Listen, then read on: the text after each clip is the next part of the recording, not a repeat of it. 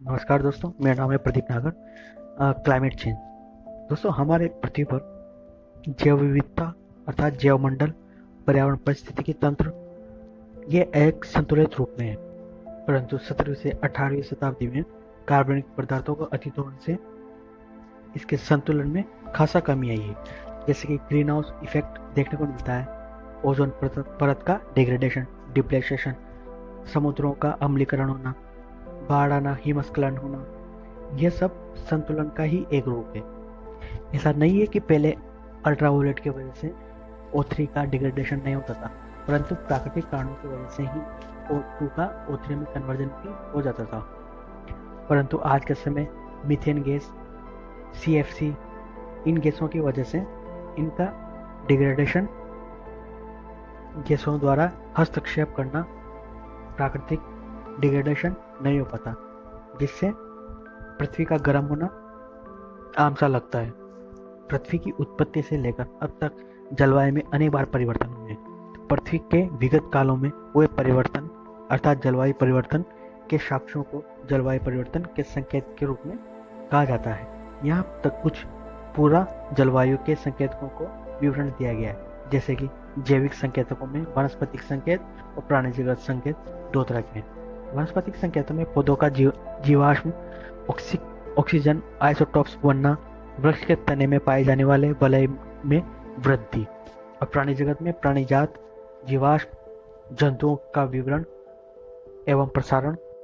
और भूमिकीय संकेतकों की बात करें तो हिम निर्मित झीलों में अवसादों का निक्षेप अर्थात अवसादों का जमा होना, कोयला अवसादी निक्षेप, मृदीय संकेतक, उच्च अक्षांशों में हिमानी के आगे बढ़ने व पीछे हटने के अवशेषी चिन्ह, हिमीय संकेतक, हिमानीकरण, भूगर्भीय अभिलेखों से हिमयुगों अर्थात आइस एज के बारे में और अंतर हिमयुगों के क्रमशः परिवर्तन प्रक्रिया का प्रकट होना। विवर्तनिकी संकेतकों में देखें तो प्लेट विवर्तनिकी, ध्रुवों का भ्रमण एवं महाद्वीपीय प्रवाह, पूरा चुंबकत्व एवं सागर नितन प्रसारण अर्थात बैलेंस पकड़ने के लिए क्लाइमेट चेंज होना आम बात है। सागर तल के में परिवर्तन, जलवायु परिवर्तन को प्रभावित करने वाली कारकों में दीर्घकालिक प्रक्रियाएं और लघुकालिक दो तरह की हैं, और इनमें भी प्राकृतिक और मानवीय दो तरह की गतिविधियां हैं, जिनमें औद्योगिकरण, नगरीकरण प्रक्रियाएं संसाधनों का अंधाधुंध से वैश्विक तापन एवं प्रदूषण के रूप में गंभीर समस्याएं सामने आई है। प्राकृतिक कारणों के देखें तो सौर विकिरण, सौर काल चक्र, ज्वालामुखी उद्भेदन, पृथ्वी की कक्षा में परिवर्तन, वायुमंडलीय गैसीय संयोजन में परिवर्तन और महाद्वीपीय विस्थापन। सौर विकिरण में विभिन्नता को जाने तो पृथ्वी के कक्षीय स्थिति में बदलाव या पृथ्वी के अक्षीय झुकाव आदि में परिवर्तन के कारण पृथ्वी को प्राप्त होने वाले सूर्य ताप की मात्रा घटती बढ़ती रहती है। सौर विकिरण का दीर्घकालीन वृद्धि होने से वायुमंडल का ऊष्मन होना और वायुमंडल का तापमान बढ़ना और घटना, गिरावट से हिमस्खलन, हिमनदों पर प्रभावित होना आम बात है। पुनः सूर्य क्रोड के संकुचन एवं सौर विकिरण में वृद्धि होने से वायुमंडलीय ताप में वृद्धि होती है एवं हिमकाल समाप्त हो जाता है और अंतर हिमकाल प्रारंभ हो जाता है, जिसे इंटरग्लेशियर पीरियड कहा जाता है। और सौर कलन की माने तो सूर्य के काले धब्बे की संख्या बढ़ने से सौर कलन की सक्रियता में वृद्धि होती है, जिससे सौर विकिरण की मात्रा में वृद्धि होती है।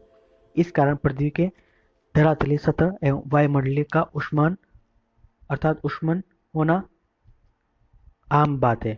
इसी प्रकार सौर कलन की घटना अर्थात संख्या घटने से सौर विकिरण की मात्रा में ह्रास होता है, जिससे वायुमंडलीय तापन में गिरावट आती है। इसी प्रकार ज्वालामुखी उद्भेदन से सल्फर का उत्सर्जन और काले बादलों का निर्माण होना, जिससे कि हिमस्खलन को बढ़ावा देता है। सौर विकिरणों को पृथ्वी पर आने से रोकता है और विजिबिलिटी काफी कम होती है। और पृथ्वी की कक्षा में परिवर्तन को देखें तो पृथ्वी की कक्षा दीर्घवृत्ताकार है, जिसका अर्थ यह है कि सूर्य एवं पृथ्वी के मध्य की दूरी का अंतर वर्ष भर परिवर्तन होता रहता है। पृथ्वी की कक्षा में यह धीमा परिवर्तन अग्रगमन कहलाता है अर्थात प्रिसिजन कहलाता है। यह अग्रगमन तापमान में वृद्धि तथा कमी दोनों के लिए उत्तरदायी होता है। जो जलवायु परिवर्तन के कारण है। वायुमंडलीय गैसीय संयोजन में परिवर्तन अर्थात N2O, CO2, nitrous oxide, methane, जलवाष्प आदि की मात्रा में निरंतर परिवर्तन होता रहता है। इससे उत्सर्जन में मुख्यतः प्राकृतिक कारक ही सम्मिलित रहते हैं। इन गैसों के असंतुलन का विभिन्न चक्रों द्वारा संतुलन होता रहता है, अर्थात इम्यून सिस्टम जैसे कि क्रिया की प्रतिक्रिया दर्शाता रहता है, उसी प्रकार संतुलन बनाने की कोशिश करता है। परंतु अत्यधिकता होने के कारण क्षतिपूर्ति प्रकृति द्वारा नहीं कर पाती है। फलस्वरूप जलवायु परिवर्तन जैसी घटनाएं घटित देखने को मिलती है। और महाद्वीपीय विस्थापन से संबंधित विभिन्न सिद्धांत जैसे वेगनर का महाद्वीपीय सिद्धांत, हैरी हेस का सागर नितल प्रसरण एवं मॉर्गन का प्लेट विवर्तन की सिद्धांत भी जलवायु परिवर्तन के कारणों की व्याख्या में सहायक है। मानव जनित कारकों की बात करें तो औद्योगिकरण, नगरीकरण और भूमि में परिवर्तन यह प्रकृति संतुलन को नष्ट करता है। इसको पर्यावरणीय अवनयन कहा जाता है। मानवों द्वारा किए जाने वाले संसाधनों का दुरुपयोग, नगरीकरण, तीव्र औद्योगिकरण, ईंधन का ह्रास, बड़े पैमाने पर भू उपयोग में बदलाव, वातावरण में CO2 और ग्रीन हाउस गैसेस का उत्सर्जन, समतापमंडल में ओजोन का ह्रास, ताप में वृद्धि इत्यादि शामिल है। जलवायु परिवर्तन से मानव और परितंत्र पर क्या क्या प्रभाव पड़ रहा है? मानव स्वास्थ्य पर प्रभाव एवं बीमारियां जैसे मलेरिया वगैरह इनका बढ़ना, यह जैव विविधताओं के कारण हो रहा है। कृषि और भोजन सुरक्षा एवं आहार गुणवत्ता पर प्रभाव, परितंत्र एवं जैव विविधता पर प्रभाव, इन्हीं की वजह से बीमारियां वगैरह बढ़ रही है, अर्थात संख्याएं बढ़ने की वजह से एक दूसरे पर निर्भरता थोड़ा कम हुई है, जैव विविधता में कमी आई है। जल के कारण जल के लिए तनाव एवं जल असुरक्षा, ग्लेशियरों का पिघलना, समुद्री जल स्तर में वृद्धि, वायुमंडलीय एवं समुद्री तापमान में वृद्धि, भूमि संसाधन पर प्रभाव, अत्यधिक कठोर मौसमी घटनाएं जैसे कि अल नीनो और ला नीनो का उद्भव होना, वैश्विक तापमान अर्थात ग्लोबल वार्मिंग, वैश्विक स्तर पर मानवीय क्रियाकलापों द्वारा विकिरण या ऊष्मा संतुलन में परिवर्तन हो रहा है, जो भूमंडलीय ऊष्मन और उनमें जनित भूमंडलीय पर्यावरण परिवर्तन के रूप में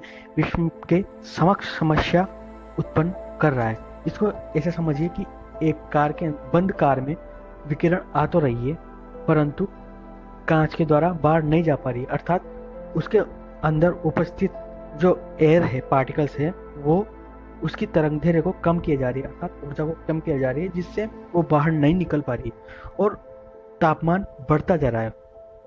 अर्थ में भी कुछ इसी प्रकार से अल्ट्रावायलेट A, B, C 3 प्रकार की किरणें आती है, जो कि वायुमंडलीय O3 को डिग्रेड करती है और O2 से वापस O3 में कन्वर्ट होने की बजाय ग्रीन हाउस गैसें जैसे क्लोरीनेटेड गैसेस में ClO का फॉर्मेशन करती है, अर्थात ये गैसें ऑक्सीजन के साथ रिएक्ट करती है, जिससे वापस से O3 का निर्माण नहीं हो पाता।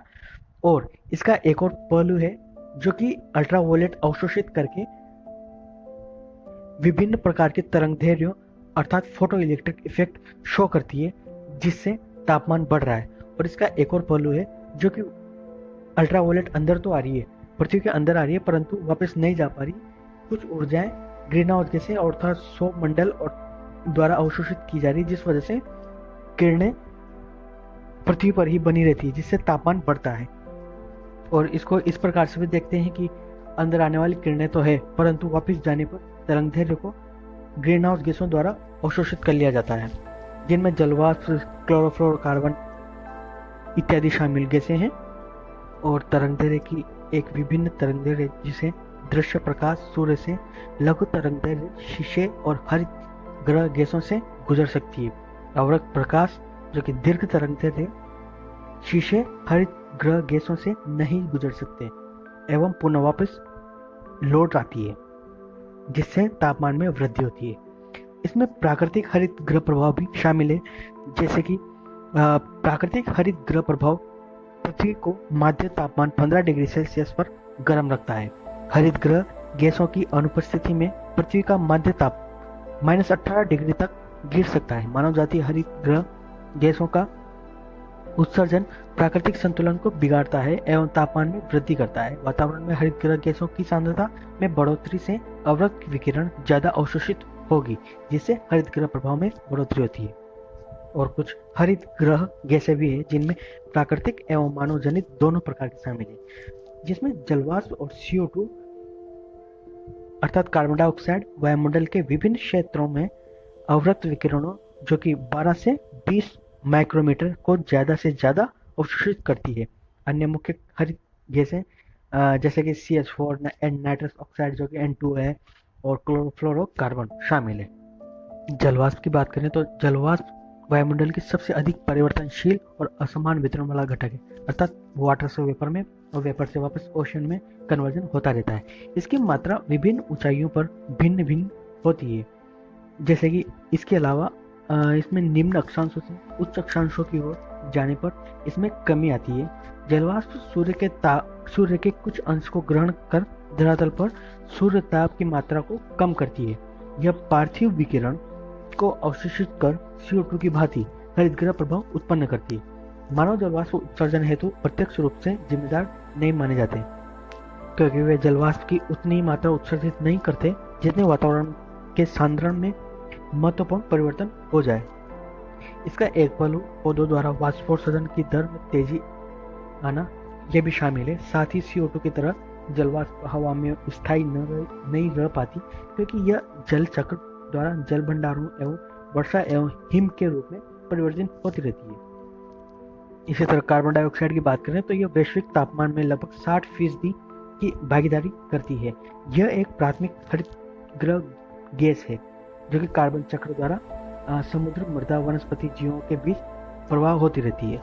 और मीथेन गैस की बात करें तो यह वैश्विक तापन में यह गैस 20% का योगदान देती है और CO2 से औसतन लगभग 20 से 30 गुना ज्यादा सक्षम है तापन प्रक्रिया में। मीथेन अपूर्ण अपघटन का उत्पाद है एवं अनोखी दशाओं में मिथेनोजन जीवाणुओं द्वारा उत्पन्न की जाती है। जैसे कि उदाहरण के तौर पर देखें, बड़ी मछली, वैसी मछली समुद्र किनारे पड़ी हुई है, वो धीरे धीरे फूलने लगती है, वह कि जीवाणुओं के अपघटन द्वारा मीथेन गैस द्वारा फूलती रहती है।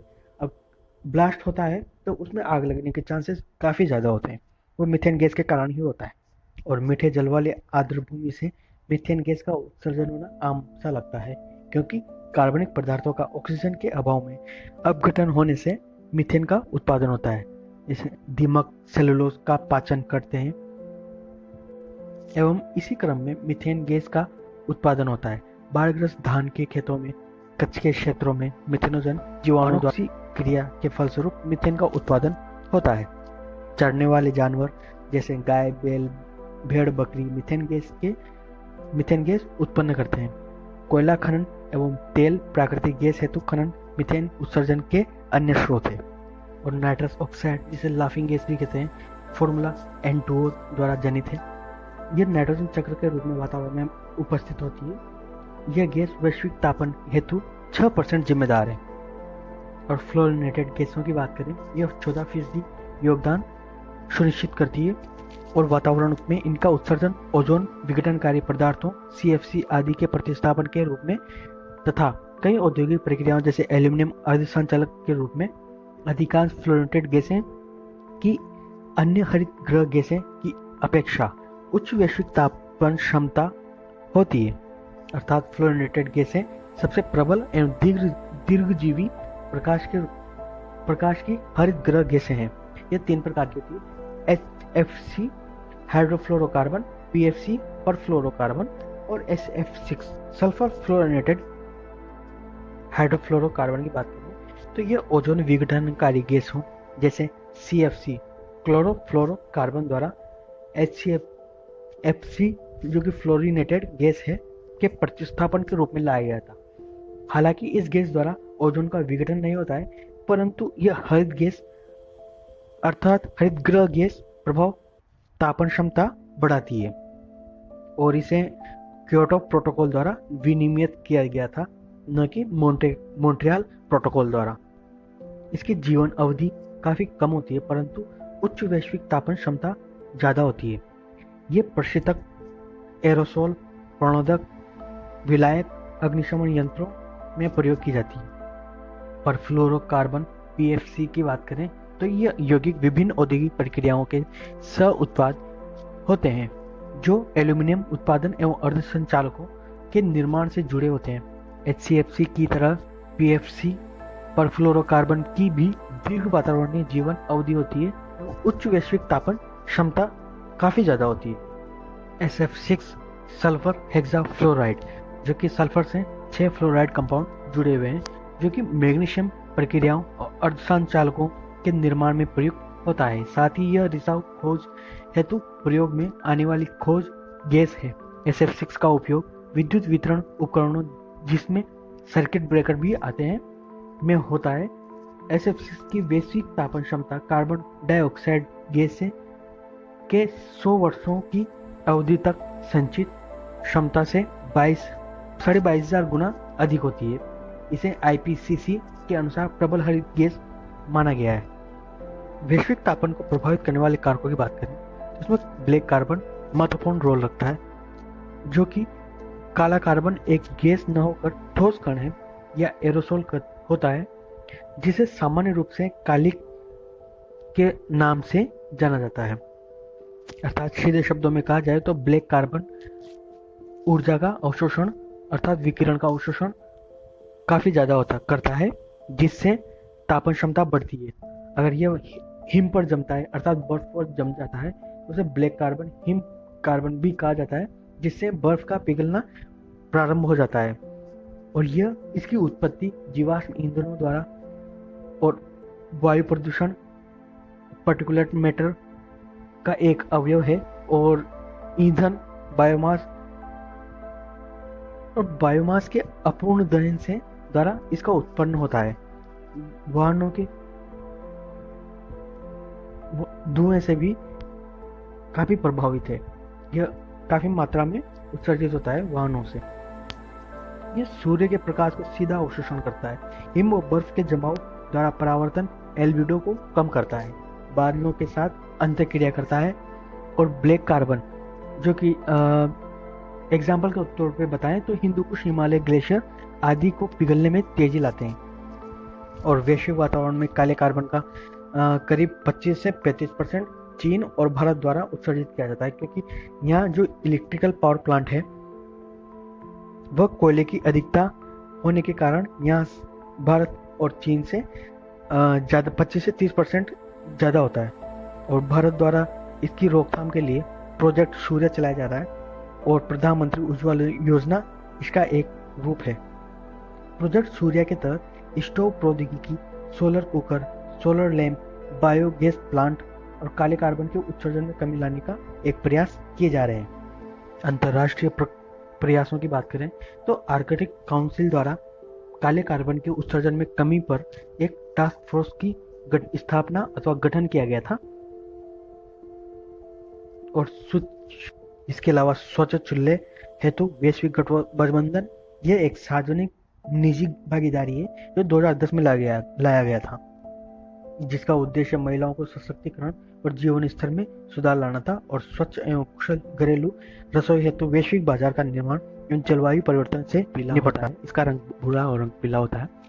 यह विभिन्न स्रोतों जैसे कि बायोमास का जलना, औद्योगिक उत्सर्जन, जीवाश्म ईंधन का दहन, बायो एरोसोल और तारकोल जैसे पदार्थों के दहन से वनस्पति द्वारा उत्सर्जित वाष्पशील कार्बनिक यौगिकों से उत्पन्न होता है, लाइक पराली जलाना वगैरह इसमें शामिल है। दूसरा है जलवायु दाब। जलवायु दाब क्या होता है?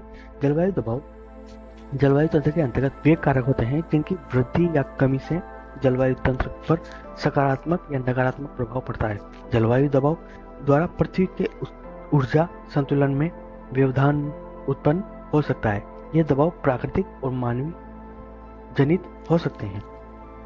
प्राकृतिक दबाव की बात करें तो सूर्य द्वारा उत्सर्जित ऊर्जा की मात्रा में बदलाव, पृथ्वी की कक्षा में बहुत धीमा परिवर्तन, ज्वालामुखी उद्गार शामिल है। और मानव प्रेरित दबाव की बात करें तो हरित गृह गैसों का उत्सर्जन, जीवाश्म ईंधन के जलने से एरोसोल का उत्सर्जन, भूमि उपयोग में परिवर्तन जैसे कि निर्वनीकरण इत्यादि शामिल है। जलवायु दबाव के प्रकारों की बात करें तो यह पॉजिटिव और नेगेटिव दो प्रकार से मिलते हैं। सकारात्मक दबाव में यह पृथ्वी के गर्म करने में, जैसे कि सूर्य के प्रकाश में वृद्धि, हरित गृह गैसों के कारण पृथ्वी का गर्म होना नकारात्मक प्रभावों की बात करें तो नकारात्मक दबाव द्वारा पृथ्वी ठंडी होती है, जैसे कि अत्यधिक बड़े ज्वालामुखी उद्गार उत्सर्जित द्वारा वातावरणीय एरोसोल एवं जीवाश्म ईंधनों के दहन द्वारा उत्सर्जित एरोसोल से पृथ्वी का ठंडा होना। जलवायु दबाव को प्रभावित करने वाले कारकों की बात करें, एरोसोल जो कि सूक्ष्म कण होते हैं जो जल, बर्फ, राख, खनिज, धूल, अम्लीय बूंदें आदि से बने होते हैं, जिसमें प्राकृतिक जो एरोसोल है वो सल्फर द्वारा बने होते हैं, जो कि ज्वालामुखी से, उदाहरण के तौर पर ज्वालामुखी से उद्गार होने पर यह अल्ट्रावायलेट रेस को अंदर नहीं आने देता, जैसे कि पृथ्वी पर नहीं आने देता, जिससे हिम की शुरुआत कहा जा सकता है। और एरोसोल में नकारात्मक दबाव वाले एरोसोल की बात करें तो उच्च सल्फर युक्त कोयले या तेल के दहन से हल्के एरोसोल का उत्सर्जन होता है, जो कि सूर्य प्रकाश को अंतरिक्ष में वापस परावर्तित कर देते हैं एवं ठंडा प्रभाव उत्पन्न करते हैं। और सकारात्मक एरोसोल के दबाव की बात करें तो डीजल इंजन द्वारा उत्सर्जित काले कार्बन से युक्त कण जैसे कालिख आदि भूरे कार्बन सूर्य के प्रकाश को अवशोषित कर वातावरण को गर्म करने का कार्य करते हैं। मानव जनित हरित गृह गैसों की बात करें तो मानव जनित हरित गृह गैसें सकारात्मक जलवायु दबाव के अंतर्गत आती है।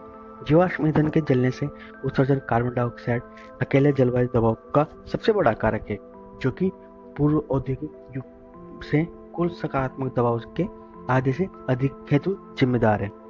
और हम तापन क्षमता की बात करें तो नाइट्रोजन ट्राइफ्लोराइड जो कि NF3 फॉर्मूला है, यह कई गुना अधिक और कई समय तक स्थिर अवस्था में रहकर पृथ्वी को गर्म तापन क्षमता बढ़ा सकती है, जिसमें SF6 परफ्लोरोकार्बन, हाइड्रोफ्लोरोकार्बन, N2O जिसे नाइट्रस ऑक्साइड, लाफिंग गैस भी कहते हैं, और मीथेन की तुलना में जो NF3 SF6 परफ्लोरोकार्बन है, ये कई गुना, हजारों गुना तापन क्षमता रखती है और कई वर्षों तक रखती है।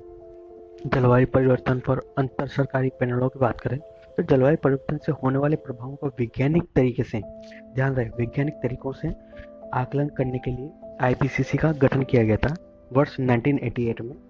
UNEP United Nation Environment Programme और WMO वर्ल्ड मेट्रोलॉजिकल ऑर्गेनाइजेशन द्वारा इसकी स्थापना की गई थी, ताकि विश्व के सरकारों को वैश्विक जलवायु परिवर्तन के प्रभाव, भविष्य के जोखिम के संबंध में वैज्ञानिक आकलन उपलब्ध कराया जा सके। इसकी सदस्यता की बात करें तो संयुक्त राष्ट्र अंतर सरकारी निकाय की हैसियत से इसकी सदस्यता यूनाइटेड नेशन एवं वर्ल्ड मेट्रोलॉजिकल ऑर्गेनाइजेशन के सभी सदस्य देशों हेतु खुली है। वर्तमान में इसके 195 देश हैं। और इसकी रिपोर्ट की बात करें तो अब तक इसकी 6 रिपोर्टें आ चुकी हैं, जिसमें प्रथम रिपोर्ट IPCC द्वारा 1990 में जारी की गई थी, जो कि इस रिपोर्ट में जलवायु परिवर्तन को एक चुनौती के रूप में रेखांकित किया गया था। इसके परिणामों का सामना करने हेतु अंतर्राष्ट्रीय समन्वय की आवश्यकता पर बल दिया गया। दूसरी रिपोर्ट 1997 क्योटो प्रोटोकॉल, जो कि जापान में, को अपनाने हेतु किए गए समझौते वार्ता नेगोशिएशन के लिए महत्वपूर्ण सामग्री उपलब्ध कराई। तृतीय रिपोर्ट 2001 में आई थी। इसका विषय वैश्विकता, जो कि अतीत, वर्तमान और भविष्य की जलवायु आकलन का सबसे व्यापक ही नहीं बल्कि वैज्ञानिक आकलन भी किया गया था। चौथी रिपोर्ट 2007 में आई। इसका सतत विकास नीतियों एवं अनुकूलन के मध्य संबंधों द्वारा जलवायु परिवर्तन के एकीकरण पर अत्यधिक ध्यान दिया गया था। इसी के कार्य के संबंध में वैचारिक विमर्श करके 2007 में IPCC को नोबेल शांति पुरस्कार से सम्मानित किया गया था। और पांचवी रिपोर्ट की बात करें तो ये 2013 से नवंबर 2014 के बीच 4 भागों में प्रकाशित की गई थी। जलवायु परिवर्तन हेतु प्रासंगिक ज्ञान की वर्तमान स्थिति पर एक स्पष्ट और दृष्टिकोण प्रस्तुत किया गया था। और छठी रिपोर्ट की बात करें, जलवायु परिवर्तन पर अंतर सरकारी पैनल, ध्यान रहे, अंतर सरकारी पैनल IPCC ने अपनी छठी आकलन रिपोर्ट AR6 का पहला भाग climate change 2021 the physical science basic शीर्षक से जारी किया गया था। इसे वर्किंग ग्रुप 1 के वैज्ञानिकों ने तैयार किया गया था, जो दूसरा भाग फरवरी 2022 में जारी किया गया था, जिसमें यह कहा गया, अर्थात निर्णय लिया गया कि 2030 तक ग्रीन हाउस गैस उत्सर्जन को आधा और 2050 तक शून्य कर दिया जाए। तो ग्लोबल वार्मिंग को रोका जा सकता है। तो सतही तापमान की बात करें अर्थात चर्चा करें तो पिछले 1,25,000 वर्षों में किसी भी अवधि की तुलना में अधिक गर्म है। वैश्विक सतह का तापमान 2011 से 2020 के दशक से 1850 से 1900 की तुलना में 1.09 डिग्री सेल्सियस अधिक था। यह पहली बार है कि जब आईपीसीसी ने कहा कि सबसे अधिक स्थिति में भी तापमान अगर 1.5 डिग्री सेल्सियस तापमान है तो यह अपरिहार्य है। और आईपीसीसी द्वारा यह भी कहा गया कि अगर इसी तरह पूर्व औद्योगिक स्तरों तक उत्सर्जन और तीव्र कमी के बिना अगर ये ऐसा ही चलता रहा तो 2050 तक 2 डिग्री सेल्सियस तापमान पार कर जाएगा। CO2 की सांद्रता पर चर्चा की जाए तो यह कम से कम 2 मिलियन वर्षों में सबसे अधिक है। 1800 के दशक के अंत में से मनुष्य ने 2400 बिलियन टन CO2 का उत्सर्जन किया है। इसमें से अधिकांश को मानवीय गतिविधियों विशेष रूप से जीवाश्म ईंधन के जलाने को जिम्मेदार ठहराया गया है। मानवीय गतिविधियों के प्रभाव ने 2000 वर्षों में अभूतपूर्व दर से जलवायु को गर्म कर दिया है। विश्व अपने उपलब्ध कार्बन बजट का 86% पहले ही समाप्त कर चुका है। ग्लोबल वार्मिंग के प्रभावों की बात करें तो समुद्र स्तर की वृद्धि, जब हिमस्खलन होगा, हिम के पिघलने से समुद्र का स्तर बढ़ना आम बात सा लगता है। और इसका एक और पहलू है गर्म महासागर अधिक जगह घेर लेते हैं। वर्षा और सूखा जैसे तापमान बढ़ने से प्रेशर पर हस्तक्षेप के कारण बादलों का बनना अथवा बादलों का एक जगह से दूसरी जगह मूव करना, विचरण करना, उसमें हस्तक्षेप होता है, जिस वजह से वर्षा अथवा सूखा देखने को मिलता है। और अत्यधिक गर्मी, चरम गर्मी में वृद्धि हुई तो ऋतुओं में प्रभाव देखने को मिलता है, जैसे कि सर्दी का कम होना। ये रुझान आने से दशकों में एशिया में जारी रहेंगे। विशिष्ट परिणामों पर चर्चा की जाए तो ग्रीष्म लहर अर्थात दक्षिण एशिया में 21वीं सदी के दौरान ग्रीष्म लहर और आर्द्र ग्रीष्म तनाव अधिक तीव्र और निरंतर घटित होगा, अर्थात यह प्रक्रिया निरंतर चलती रहेगी। अगर ऐसा तापमान बढ़ा तो ग्रीन हाउस और मानसून की बात की जाए तो मानसूनी वर्षा में परिवर्तन की भी उम्मीद है। वार्षिक और ग्रीष्मकालीन मानसून वर्षा दोनों में वृद्धि का अनुमान है। एरोसोल की वृद्धि का कारण पिछले कुछ दशकों में दक्षिण पश्चिम मानसून में गिरावट आई है। और समुद्री तापमान की बात की जाए तो हिंद महासागर, जिसमें अरब सागर और बंगाल की खाड़ी, वैश्विक औसत से अधिक तेजी से गर्म हुआ है। हिंद महासागर में समुद्र की सतह का तापमान ग्लोबल वार्मिंग 1.5 डिग्री से 2 डिग्री सेल्सियस होने पर 1 से 2 डिग्री सेल्सियस तक बढ़ने की संभावना है। ध्यान रहे, ये तो थे ग्लोबल वार्मिंग के प्रभाव। अब है जलवायु परिवर्तन के प्रभाव। जलवायु परिवर्तन से कृषि पर प्रत्यक्ष रूप से प्रभाव होगा, जो कि उत्पादकता, आवर्धन काल अर्थात कटाई में और कल्टीवेशन कलेक्शन में समय का अंतराल देखने को मिलेगा। रोपण और कटाई में परिवर्तन, कृषि योग्य परिस्थितियों में कमी, विभिन्न फसल विशेष पर जलवायु परिवर्तन का भिन्न प्रभाव, अर्थात जैसे जैसे फसलें भिन्न भिन्न प्रकार की होगी उन पर अलग अलग जलवायु परिवर्तन क्लाइमेट की वजह से उनके स्वयं की प्रकृति के अनुसार कार्यरत नहीं हो पाएगी। अर्थात उपज में कमी, खरपतवार, रोगाणुओं का फैलाव, कीटों की वृद्धि, फसल कृषि तंत्र में परिवर्तन और शीत ऋतु के द्वारा नियंत्रण न रखे जाने से पादप कीटों की संख्या में वृद्धि इत्यादि देखने को मिलेगी।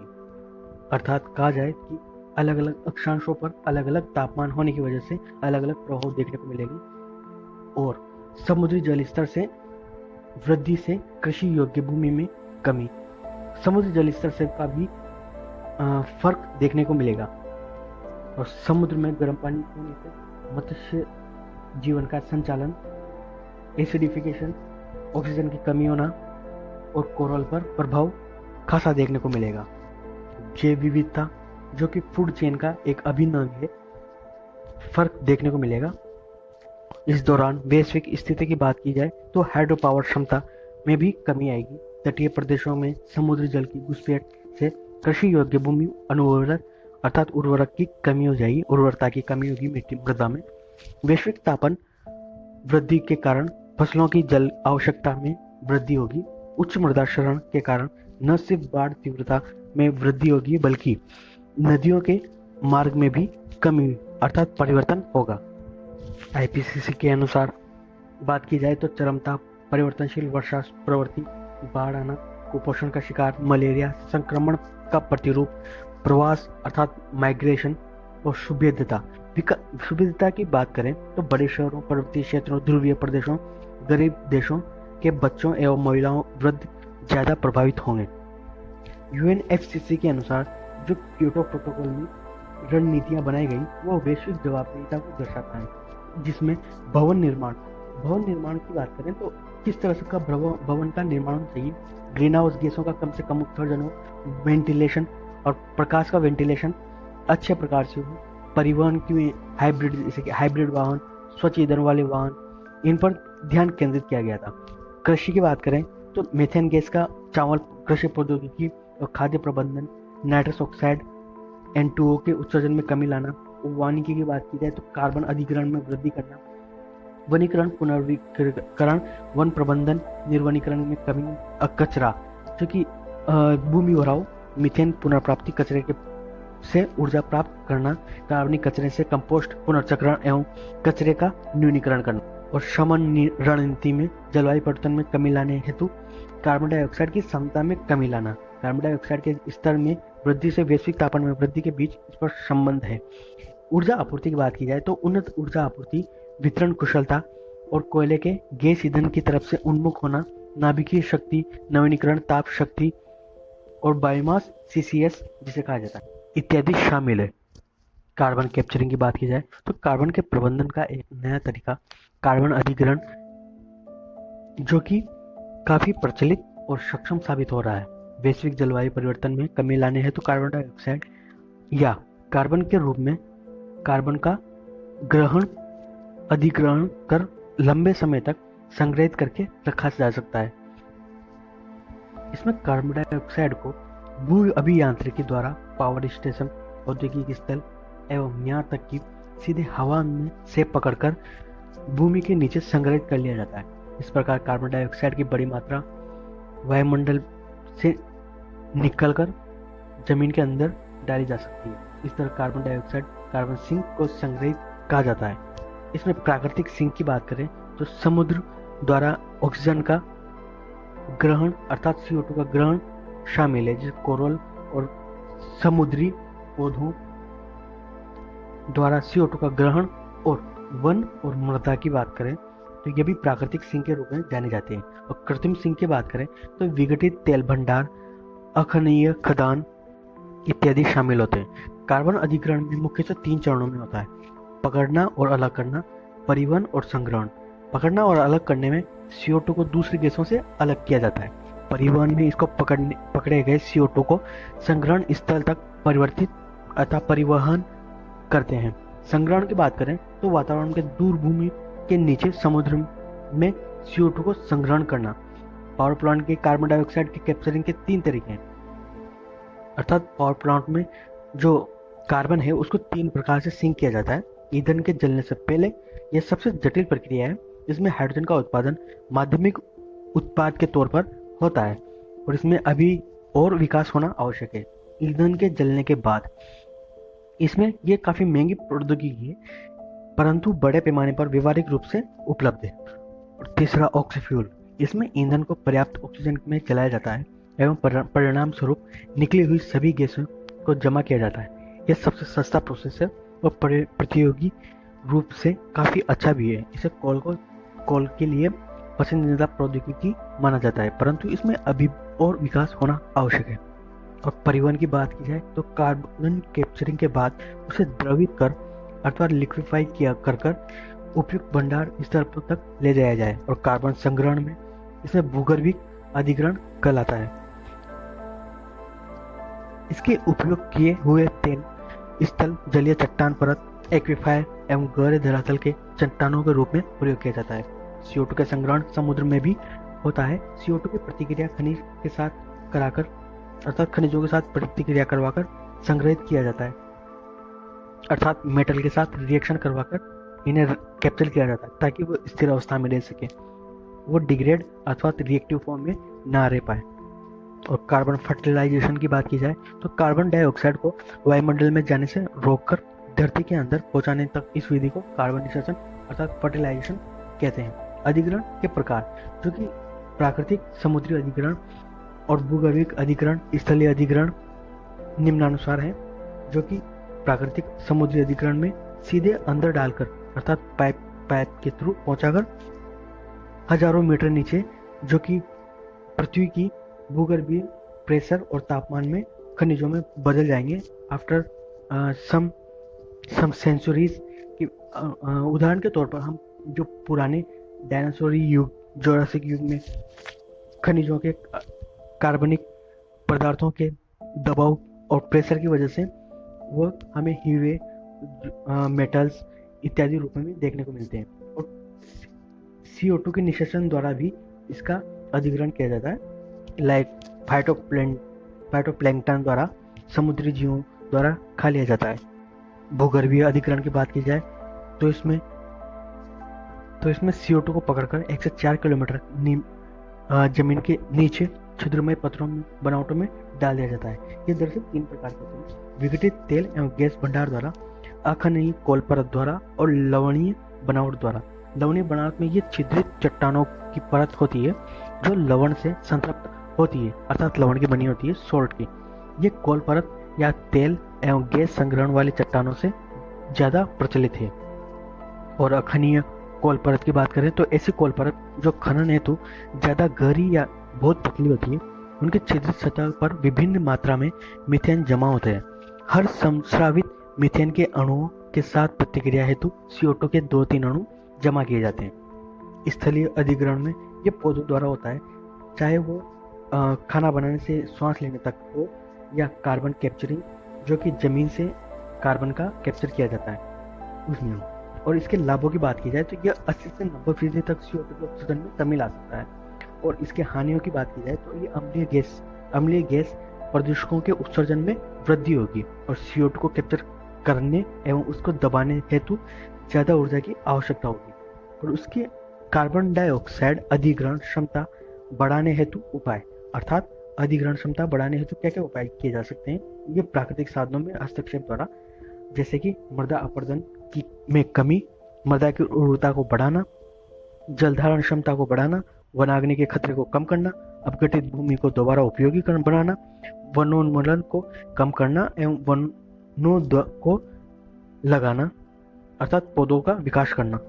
कार्बन को कुछ भागों में विभक्त किया गया है, जैसे कि ग्रीन कार्बन को, ब्लू कार्बन और ब्लैक कार्बन। ब्लू कार्बन समुद्रों अथवा दलदली भूमि, अज्वारीय लवण दलदलों से जमा हो जाते हैं।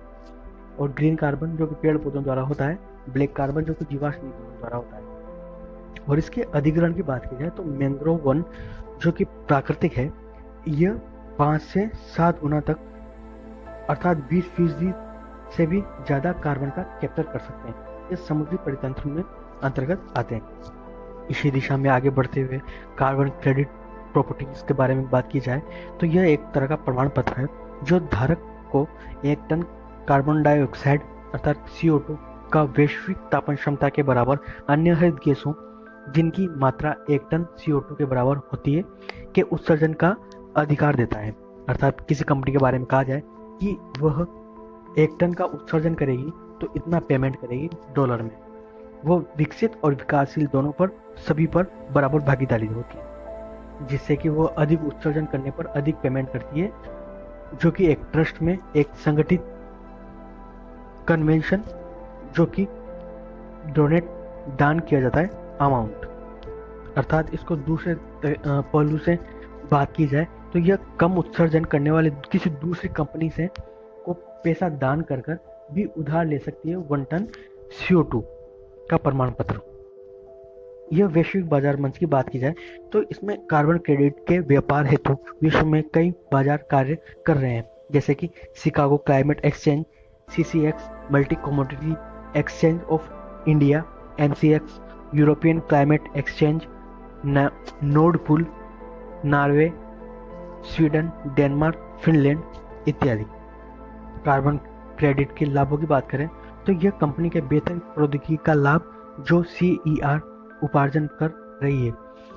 विकसित देशों से विकासशील देशों में प्रौद्योगिकी हस्तांतरण अर्थात सांठगांठ बढ़ेगी और हानियां जलवायु विनाशक अधिकार को खरीदने का सबसे सस्ता रास्ता प्रदान करता है, अर्थात उसे अधिकार मिल जाएगा कि वह कार्बन इमिशन कर सके। इस प्रक्रिया में जटिल स्वभाव के कारण CER अर्थात कार्बन इमिशन जो के प्रलोभन के कारण विदेशी अदाकारों द्वारा घरेलू उद्योगों पर हावी होना इत्यादि शामिल है। कार्बन ट्रेडिंग की बात की जाए तो ये दो तरीके से होती है, उत्सर्जन व्यापार और ऑफसेट ट्रेडिंग। इसके दूसरे रूप में कहा जाए तो इसे कार्बन टैक्स भी कहा जा सकता है। Thank you.